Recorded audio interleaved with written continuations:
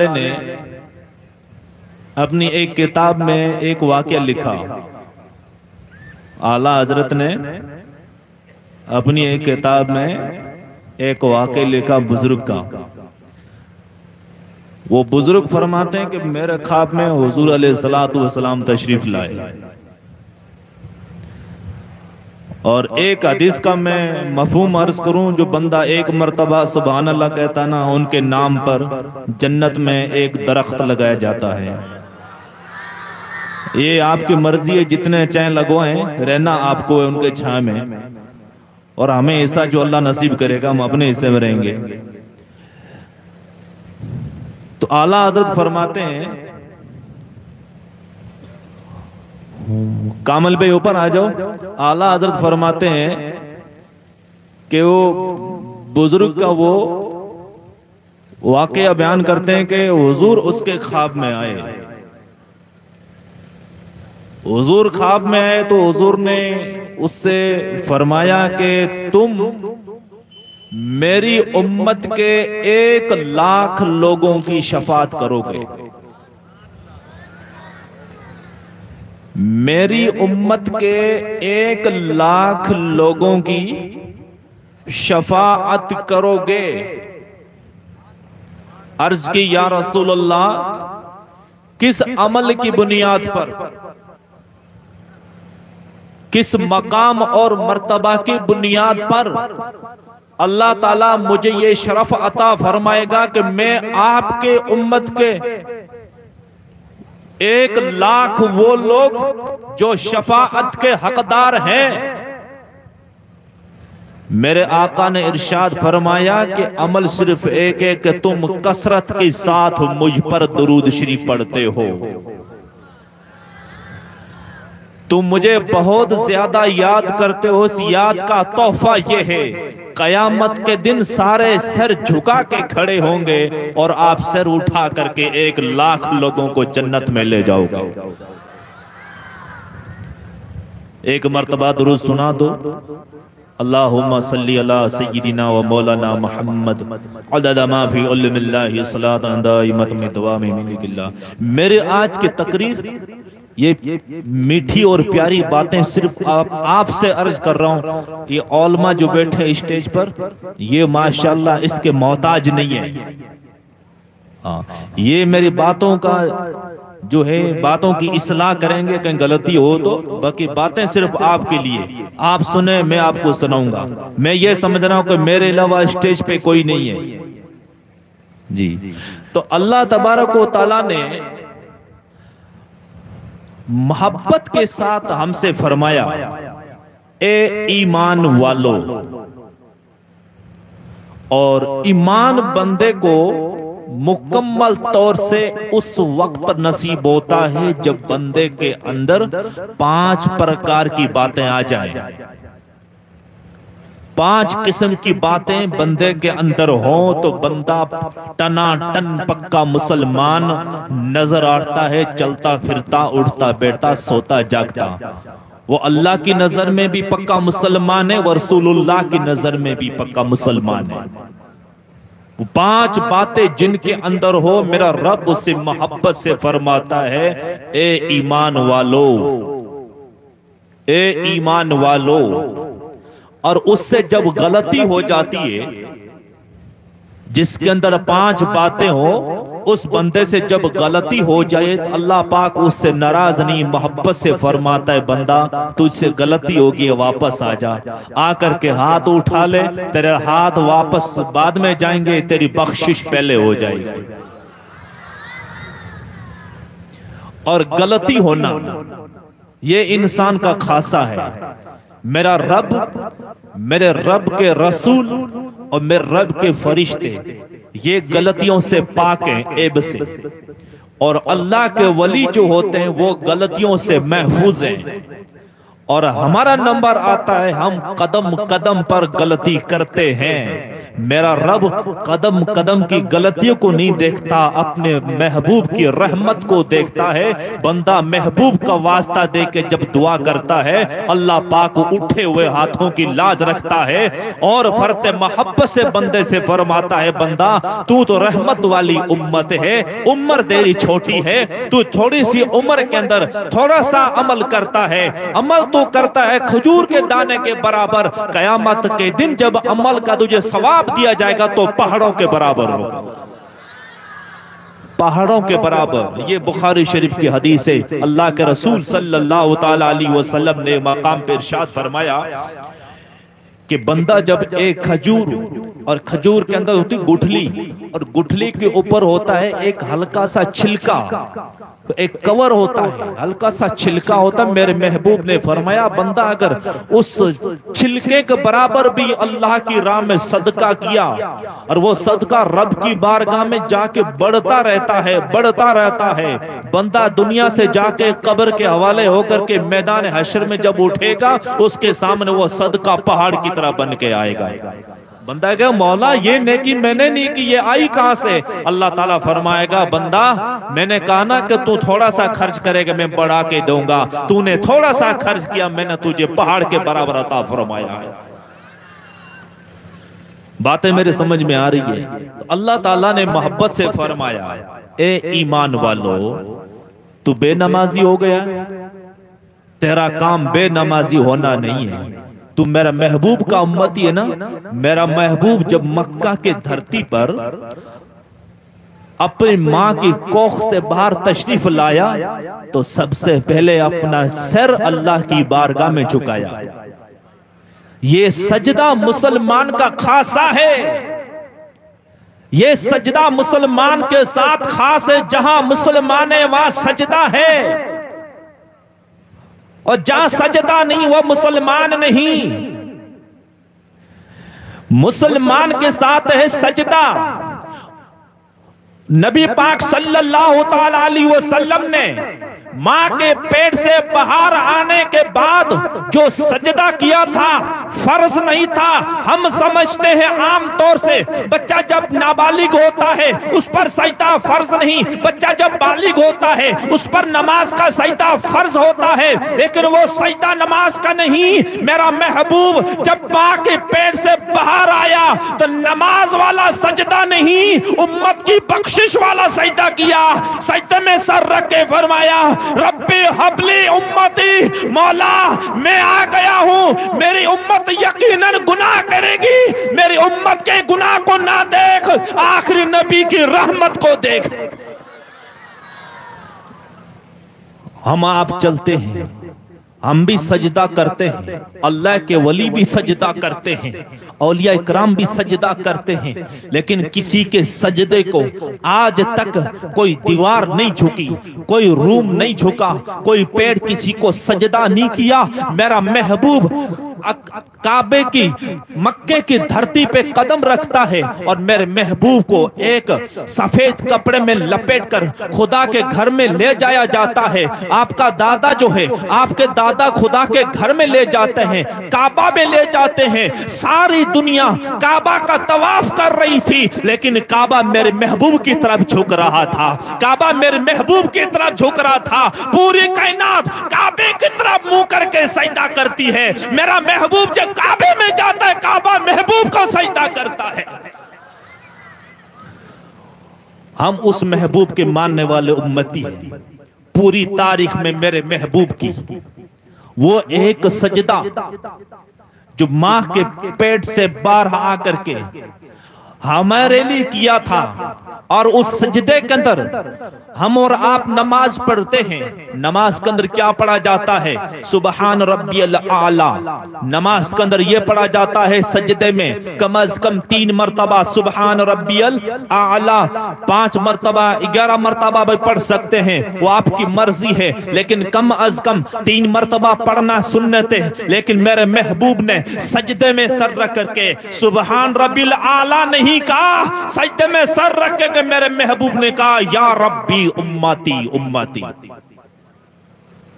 और फिर आप जब नमाज फर्ज हुई अपनी उम्मत पर और अपनी उम्मत को एक पैगाम दिया। हदीस पाक में आया कि मेरे मानने वालों, ए ईमान वालों, मेरा रब भी महबूब के मानने वालों को ईमान वाला कहता है, और मेरा महबूब जो महबूब का कलमा पढ़ते हैं उनको मेरा महबूब ईमान वाला कहता है। पता चला ईमान वाला जो मर्तबा है ये कोई आम मर्तबा नहीं, ये ईमान वाला जमीन पे रहता है और इसके चर्चे अर्शे बरी पर होते हैं, अर्शे बरी पर होते हैं। मेरे महबूब ने फरमाया तुम जमीन पर बैठ करके मेरे चर्चे करते हो, मुबारक हो तुम जमीन पर बैठ के मेरे चर्चे करते हो। तुम्हारा रब अर्शे बरी पर तुम्हारे चर्चे करता है। सिर्फ चर्चे नहीं, तुम्हारे नाम की फख्र करता है, और फख्र ऐसे अकेले में नहीं बल्कि फरिश्तों के सामने फख्र फरमाता है। ए फरिश्तों गवाह हो जाओ,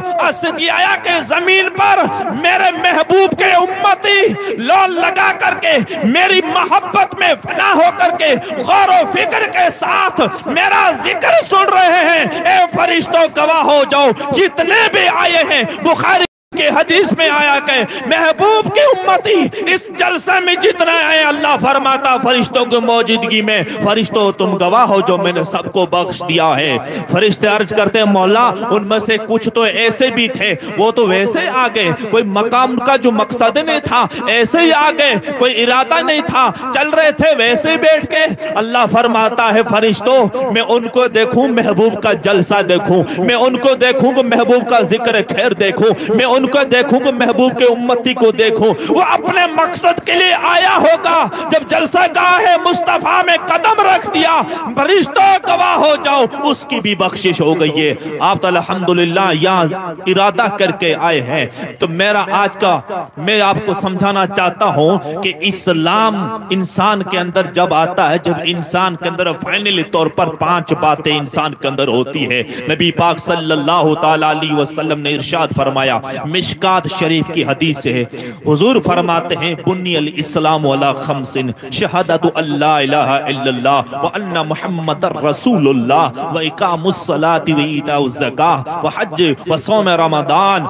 हुजूर फरमाते हैं कि इंसान के अंदर जब ये 5 बातें आती है ना, तो मेरा रब मोहब्बत से फरमाता है या अय्युहल्लज़ीना आमनू। जब इंसान के अंदर ये 5 बातें होती है, पहली बात है कि इंसान के अंदर कलीमा हो। अब मैं आपसे अर्ज करूं, और दूसरी बात है नमाज। बंदा नमाज पढ़ता है तो उससे पहले कुछ बातें होना जरूरी होती है बंदे के लिए। सबसे पहले कि बंदे का जिस्म पाक हो, जिस्म के बाद पहना हुआ कपड़ा पाक हो, जहाँ नमाज पढ़ता है वो जगह भी पाक हो, जहाँ खड़ा है तो उसका रुख भी काबे की तरफ हो, और काबे की तरफ रुख करने के बाद दिल के अंदर इरादा भी हो, और इरादे के साथ जो नमाज पढ़ना चाहता है उसका वक्त भी हो, और वक्त होने के बाद में उसके लिए कानों तक हाथ उठा के लफ्ज़ अल्लाहु अकबर कहना। अब नमाज शुरू हुई है, शुरू हुई है, खत्म नहीं हुई। एक नमाज को शुरू करने के लिए 6 चीजों को शर्त करार दिया। एक जन्नत में दाखिल होने के लिए मेरे महबूब ने 5 चीजों को शर्त करार दिया। एक नमाज को शुरू करने के लिए 6 चीजों को शर्त करार दिया कि जब तक ये 6 चीजें एक साथ में नहीं पाई जाएंगी नमाज शुरू नहीं होगी। इसलिए एक मुसलमान के अंदर बायक वक्त अगर ये 5 चीजें इंसान के अंदर ना हो, कलमा, नमाज, ज़कात, हज, माह, रमजान के रोजे, तो हम भी कहते हैं कि ये मुसलमान तो है लेकिन ये पक्का मुसलमान नहीं है। पक्का मुसलमान उस वक्त होता है जब ये 5 चीजों पर दिल से अमल करता है। 5 चीजों पर दिल से अमल करता है। तो कलमे के अंदर जो चीज शामिल है उसके इतनी वुसअत है, इतनी वुसअत है कि आप अंदाजा नहीं लगा सकते। अब बंदा ये समझता कि मैंने कलमा पढ़ा ला इलाहा इल्लल्लाह मुहम्मद रसूलुल्लाह फ्री हो गया। नहीं, कलमा पढ़ा किसका? आपने कलमा उसका पढ़ा है जिसने 63 साल जिंदगी में किसी गैर महरम औरत की तरफ कभी नजर नहीं की। आपने कलमा पढ़ा उसका कि जिसने 63 साल की जिंदगी में कभी किसी गैर औरत की तरफ नजर उठा के नहीं देखा, उस महबूब का कलमा पढ़ा है ना, तो हम और आप भी उस आदत को अपने अंदर ढालें। मैं नौजवानों से लेकर बूढ़े तक अर्ज करूंगा कि हम भी आज से ऐद कर लें, हमारी आंखें निकल जाए उससे पहले किसी गैर औरत की तरफ बदनिगाही से उठ जाए, हमारी निगाह किसी गैर बेटी की तरफ हराम की निगाह ना उठे।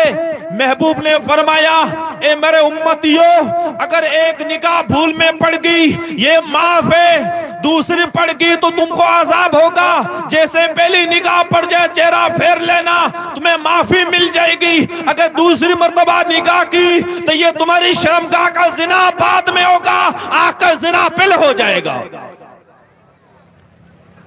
आंख का जिना पहले हो जाएगा। महबूब सल्लल्लाहु अलैहि वसल्लम की उम्मतियों, मेरे महबूब ने 63 साल जिंदगी में कभी झूठ नहीं बोला। हमने कलिमा पढ़ा ना जिसका, उसने कभी झूठ नहीं बोला। अब हमको क्या चाहिए? हमें भी झूठ नहीं बोलना चाहिए, लेकिन हमारा हर फेल, हर काम झूठ के बगैर पाए तकमील तक पहुंचता नहीं है। किसान से लेकर के आला ओहदेदार तक झूठ के अलावा कोई काम नहीं करता है। आज तो एक फैशन बन गया कि बंदे रिश्ता भी करते हैं अपने बच्चों का, वहां भी झूठ बोलते हैं। जिस बच्चे की सगाई में झूठ पाया गया हो, उस बच्चे के शादी की बाद जिंदगी में बरकतें कहां से आएंगी? सच्चाई अपना उस महबूब की, जिस महबूब ने 63 साल जिंदगी में झूठ से नफरत फरमाई। फरमाया अपने उम्मतियों से, ए मेरे गुलामों, मेरी उम्मत हो सकता है वो गलत काम कर ले, हो सकता है वो और कोई काम कर ले, लेकिन बात आई झूठ की। मेरे महबूब तकिया लगा के बैठे थे, सीधे बैठ के, और फरमाने लगे, नहीं नहीं, मेरी उम्मत कभी झूठ नहीं बोल सकती, मेरी उम्मत बेनमाजी हो सकती है, बदअमल हो सकती है, लेकिन मेरी उम्मत कभी झूठ नहीं बोल सकती। महबूब को तो इतना भरोसा है हम पर, लेकिन हम उस भरोसे पर कितने खरे उतरे हैं? हम अपने हबीब के भरोसे पे कितने खरे उतरे हैं? 1% भी नहीं। हम तो दुआओं के अंदर भी झूठ बोल देते हैं, हम मुलाकातों में झूठ बोल देते हैं। हम तो हाल ये हो गया आज, छोटा सा बच्चा जब रोता है, चिल्लाता है, परेशान करता है ना, तो माँ वहां भी झूठ बोलना सिखा देती है। झूठा कह दी दे, बच्चा चुप हो जा, मिन्नी आ जाएगी, बेटा चुप हो जा, बिल्ली आ जाएगी, बेटा चुप हो जा, कुत्ता आ जाएगा। बच्चों को वहां बिल्ली कुत्ते सिखाए जाते हैं। ये माँ का काम नहीं है। नौजवानों, बुजुर्गों, माँ का काम यह है, बच्चा जब रोए अपनी गोद में लेकर के बिस्मिल्लाह पढ़ करके बच्चे को ला इलाहा इल्लल्लाह की लोरी सुनाई जाए। जिस बच्चे के कान में जब ला इलाहा इल्लल्लाह की लोरी जाएगी, वो बच्चा दुनियादार का गुलाम नहीं, वो गुलाम अबू बकर सिद्दीक बनकर के चमकेगा। उस बच्चे की जिंदगी में सदाकत आएगी, उस बच्चे की जिंदगी में सच्चाई आएगी। जब बच्चा पैदाइश के बाद हमेशा ला इलाहा इल्लल्लाह की लोरी सुनेगा। हम उस महबूब की उम्मती हैं। मैं कलमे पे बोल रहा हूं। महबूब ने फरमाया, ए मेरे उम्मतियों, ये मेरी आंखें हैं, और महबूब की आंखों का आलम यह है। हुजूर जब जमीन पे बैठे होते ना, जमीन पर, तो आप जन्नत के अंदर सारे मामलात को देख रहे होते। जन्नत तो क्या चीज है? मेरे महबूब फरमाते, मैंने अपनी इन आंखों से मेरे रब को भी देखा है। हुजूर फरमाते, मैंने अपने रब को देखा इन आंखों से। साहबा ने अर्ज की, या रसूलल्लाह, रब कैसा था? हुजूर फरमाते, रब बड़ा हसीन जमील था। साहबा ने पूछा कि क्या किया रब ने? हुजूर फरमाते, मैं रब ने मेरे दोनों कांधों के बीच में अपने दस्ता कुदरत रखा, अपना दस्ते कुदरत का हाथ रखा। साहबा पूछते, फिर क्या हुआ या रसूलल्लाह? हुजूर फरमाते, मैंने अपने रब के उस दस्ते कुदरत हाथ की ठंडक अपने सीने में पाई। साहबा अर्ज करते हैं या रसूलल्लाह फिर क्या हुआ? हुजूर फरमाते हैं फिर ये हुआ जो कुछ आसमानों में था, जो कुछ जमीनों में है, सब चीजों को मैंने जान लिया और पहचान लिया, कोई भी चीज मेरे नजर से बाहर नहीं रही। हुजूर फरमाते ये जो आंखें, जिस आंखों से मैंने अपना रब को देखा है, ये आंखें जब ठंडी होती है जब मेरा उम्मती नमाज पढ़ता है। ये आंखें जब ठंडी होती हैं जब मेरा उम्मती नमाज पढ़ता है। आज का ये जलसे का प्रोग्राम सिर्फ ओनली फॉर खाने का नहीं, ये आज का जलसे का प्रोग्राम है कि हम अपने अंदर इस्लाम को ढालें, इस्लाम को ढालें।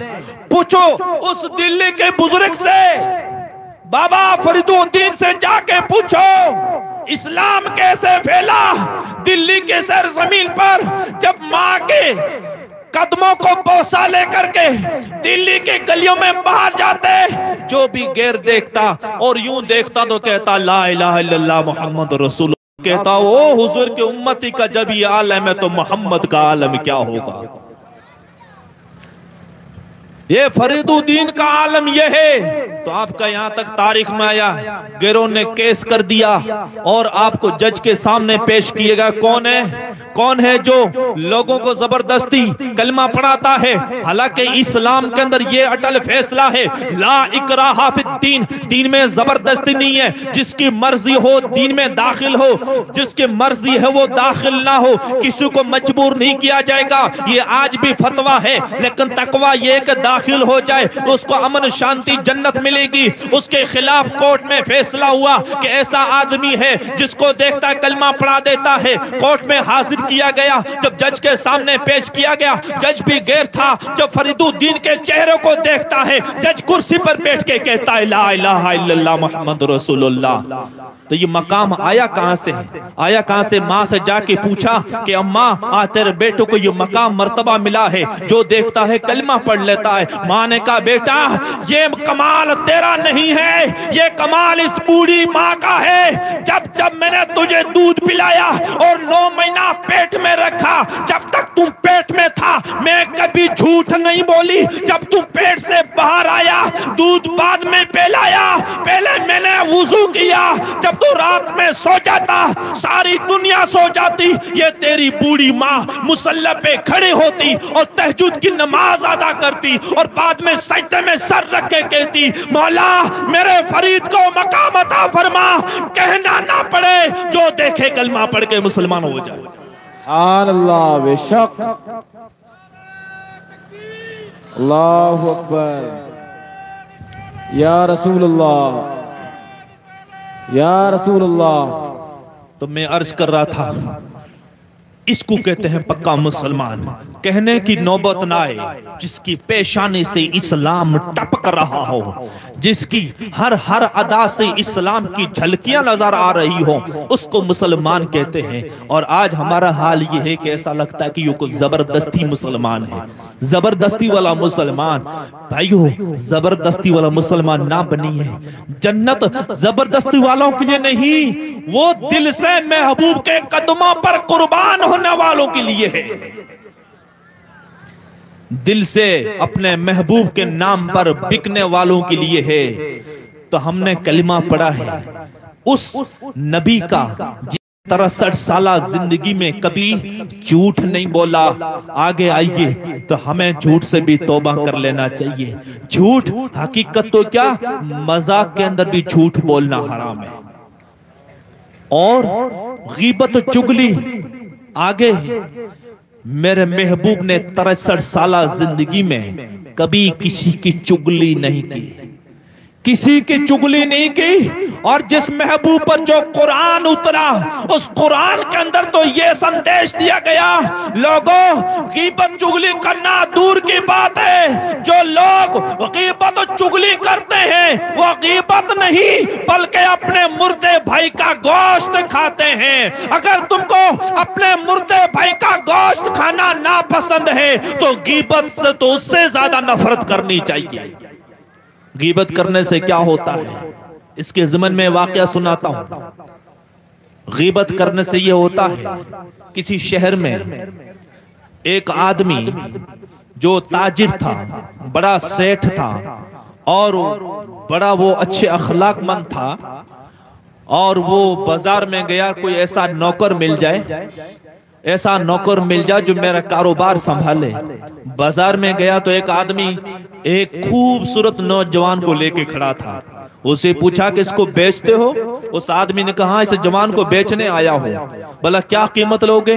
कि कीमत तो बाद की बात है, इसके अंदर जो ऐब है ना वो पहले सुन लो, बाद में मत करना कि इसके अंदर ये ऐब था तूने बताया नहीं। और आज भी ये मसला है, हम कोई चीज खरीदें, दुकानदार का फर्ज बनता है जिस चीज के अंदर जो ऐब हो वो लेने वाले को पहले बता दे। अगर छुपा करके देता है तो ये हराम है, जायज नहीं है। और शरीयत के अंदर मसला रहा है, किसी ने चीज ले ली, लेने वाले देने वाले के बीच में शरीयत ने एक दर्जा रखा है। जो चीज ली गई है, लेने वाले को 3 दिन इख्तियार रहता है, अगर उसको पसंद आ गई वो रख ले, वरना 3 दिन के अंदर वापस लौटा सकता है, और 3 दिन गुजर गए तो फिर लौटा नहीं सकता। शरीयत में आसानियां बहुत है। वो गुलाम था, उस आदमी ने कहा भाई गुलाम खरीदना बाद में, इसका जो ऐब है वो पहले सुन ले, इसकी आदत क्या है, इसका अखलाक क्या है, इसकी गुफ्तार क्या है। भाई साहब ये काम डबल करता है। दुनिया के और गुलाम एक आदमी का काम करते होंगे, ये सोना खूबसूरत फूटरा 2 आदमी का काम करता है, लेकिन इसके अंदर एक ऐब है।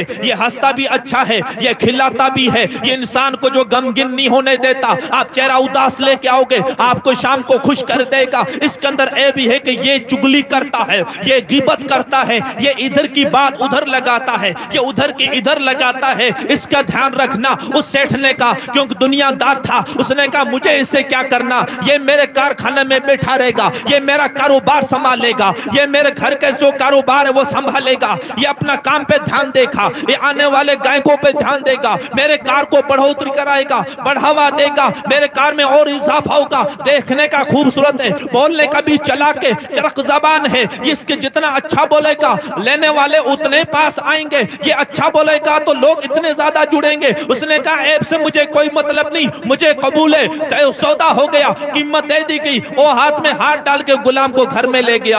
1 महीना 2 महीना घर का उसने काम संभाला, कारोबार को संभाला। इतना कारोबार जो है तरक्की पा गया, पूरे इलाके में चर्चे होने लगे कि ऐसा क्या वो मुंशी आ गया है, ऐसा क्या उसका चौकीदार आ गया है, ऐसा मुनीम आ गया है कि फला सेठ के तो बल्ले बल्ले हो गए हैं, उसके कारोबार को 4 चांद लग गए। लेकिन बैठे बैठे उस गुलाम के दिल के अंदर आई, यार कई दिन हो गए, कई महीने हो गए, मैंने इधर उधर की नहीं की, मैंने इधर की आग उधर नहीं लगाई, मैंने उधर की बात उधर नहीं की, मैंने उसकी गिबत नहीं की, मैंने कितने दिन से दोनों आदमी को लड़ाया नहीं। बल्कि शरीयत में लड़ाया नहीं जाता, अगर लड़े हुए हैं तो शरीयत ने एक दर्जा रखा है कि दोनों के बीच में झूठ बोल के सुलह करा दी जाए। हर जगह झूठ बोलना हराम है, लेकिन लड़ों को मनाने के लिए झूठ बोलना सवाब बन जाता है। उसने कहा ओ भाई साहब कि इतने दिन हो गए मैंने लोगों को लड़ाया नहीं, आज मन करता है खून खराबा किया जाए, आज मन करता है किसी का घर बर्बाद किया जाए, आज मन करता है कि किसा उजड़ा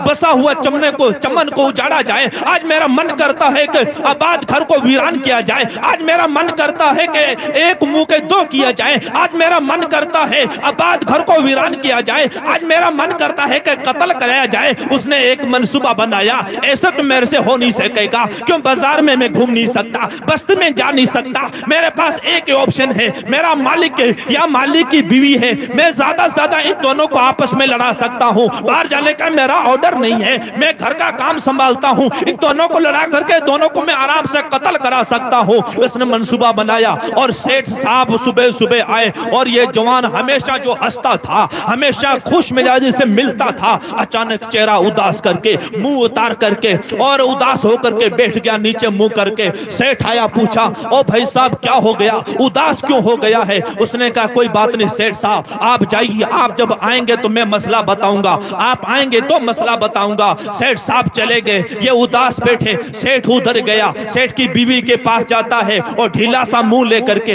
लूज मुंह लेकर के बीवी से कहता है ओ साहिबा तुझे क्या पता, तू घर में रहती है, तेरे साथ क्या होने वाला है? बीवी ने कहा कि क्या हो गया? कहने लगा कि कमाल हो गया, अरे गजब हो गया, तू घर में बैठी तुझे खबर नहीं, तेरा शौहर तो दूसरी शादी करने चला गया, दूसरी शादी करने चला गया। और ये बात औरत को लग जाए ना, आपको पता है कितने नेक पारसा बुजुर्ग खातून क्यों ना हो, वो नहीं चाहती कि मेरे होते हुए कोई और आ जाए, नहीं चाहती, दिल से नहीं चाहती। उसने आग लगानी थी, गुलाम ने कहा कि तेरा शोहर दूसरी शादी करने चला गया। उस औरत ने कहा कि इसका इलाज क्या होगा? कि इसका इलाज आसानी से हो जाएगा, इसका इलाज आसानी से हो जाएगा। कि क्या? कि तेरा शोहर जब घर में आए ना, वो मीठी नींद सो जाए। उस जमाने के लोग दाढ़ी रखते थे, आज तो क्या हर बंदा आलू की तरह मुंह लेके बैठता, सुबह सुबह बुरा ना लगे। दाढ़ी रखते थे उस जमाने में। दाढ़ी मेरे नबी की सुन्नत है और ये मुसलमान की पहचान है। ये हमने ये समझ लिया कि तबलीग वालों का तरीका नहीं, दाढ़ी रखना मुस्तफा के गुलामों का तरीका है। हाँ, फिरौन जैसे काफिर बादशाह भी दाढ़ी नहीं काटते थे। तो उसने कहा कि क्या करना है? उस गुलाम ने कहा कि ये जब शाम को आएंगे ना, ये आकर के बिस्तर पे सोएंगे। ये हमारे मेहमान साहब आ गए माशाअल्लाह। तो कि तुम एक काम करना है कि जब वो सोए तो उनका दाढ़ी का बाल उस तरह से, उस जमाने में ब्लेड नहीं होती थी, ये पत्ती नहीं होती थी जो आज हम अपने चेहरे पे फेरते हैं। उस जमाने में इस तरह होता था, और शायद बुजुर्ग उनको पछना भी कहते हैं। तो वह उससे उस तरह से उसके दाढ़ी के बाल काट लेना। फिर मैं तरीका बता दूंगा कि कब्जे में कैसे किया जाता है, कब्जे में कैसे किया जाता है, दूसरी शादी कैसे करता है। तो औरत मान गई और ये बाहर आके गेट पे बैठ गया। जब गेट पे बैठा,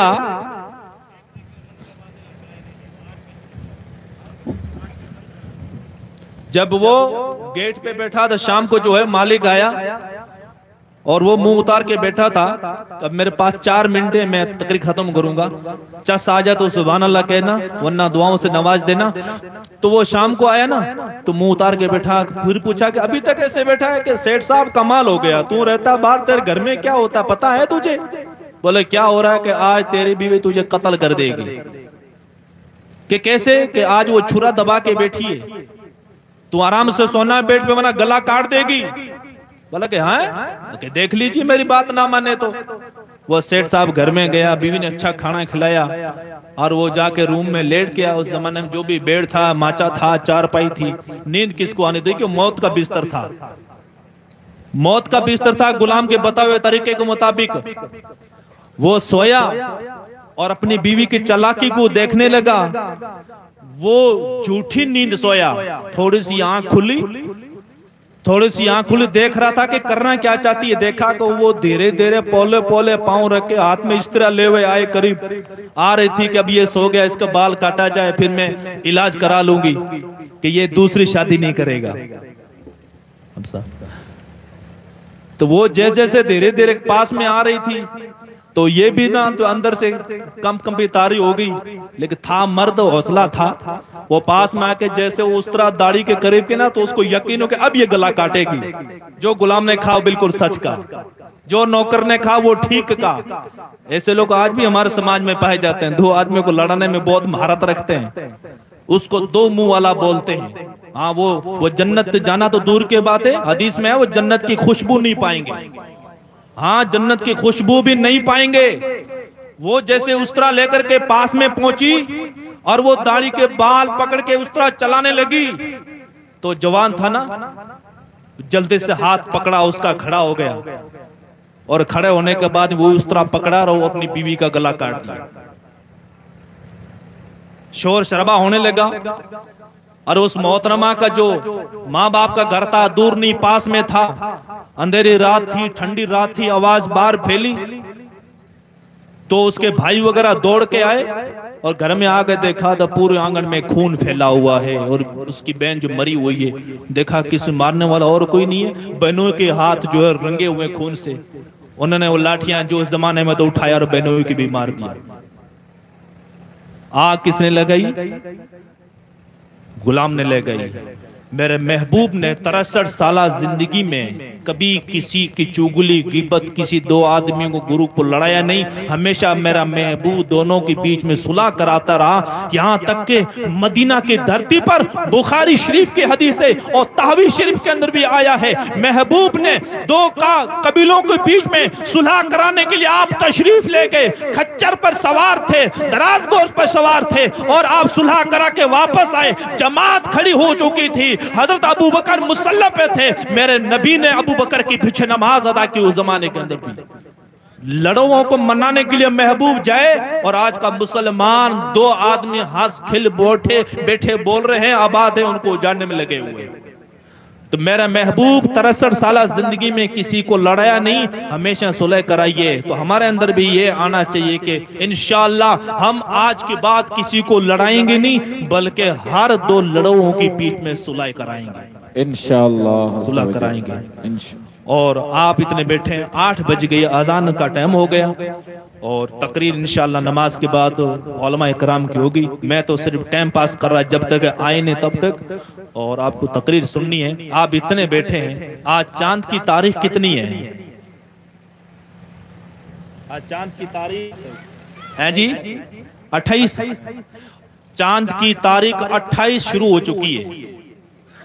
सिर्फ 1 मिनट के लिए ऐसे